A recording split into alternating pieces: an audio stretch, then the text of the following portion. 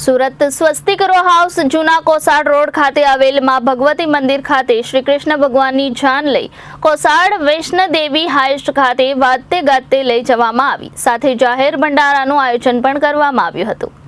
સનાતન ધર્મમાં અને હિન્દુ સમાજમાં દેવ ઉઠી 11ની શુભ કાર્યની શરૂઆત કરવામાં આવતી હોય છે, ત્યારે આજે અમરોલી સ્વસ્તિક રો હાઉસ જૂનો કોસાડ રોડ ખાતે આવેલ માં ભગવતી મંદિર ખાતેથી શ્રી કૃષ્ણ ભગવાનની જાન લઈ કોસાડ ખાતે આવેલ વૈષ્ણોદેવી હાઈસ્ટ ખાતે જાન લઈ જવામાં આવી હતી, જેમાં જાહેર ભંડારાનું આયોજન કરવામાં આવેલ હતું, જેમાં હજારો ભક્તોએ પ્રસાદીનો લાભ લીધો હતો। સમગ્ર આયોજન સ્વસ્તિક રો હાઉસ ખાતે 18 નંબરમાં રહેતા રાકેશભાઈ ધામેલિયા, આશાબેન ધામેલિયા, કુમારી સુહાની ધામેલિયા દ્વારા આયોજન કરવામાં આવ્યું હતું।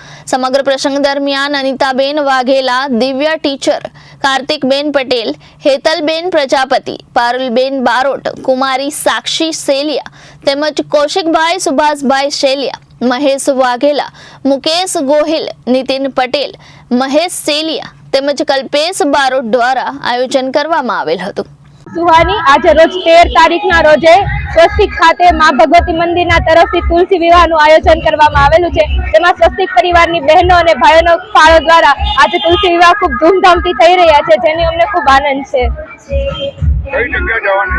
તુલસી વિવાહનું આયોજન વૈષ્ણોદેવીમાં કરવામાં આવેલું છે। અહીં સ્વસ્તિક ખાતેથી જાન લઈને કાનાની જાન લઈને તુલસી વિવાહ વૈષ્ણોદેવીમાં કરવામાં છે અને જમણવારનું પણ આયોજન કરેલું છે, જે સ્વસ્તિક હાઉસમાં ગાડીમાં કરવામાં આવેલું છે।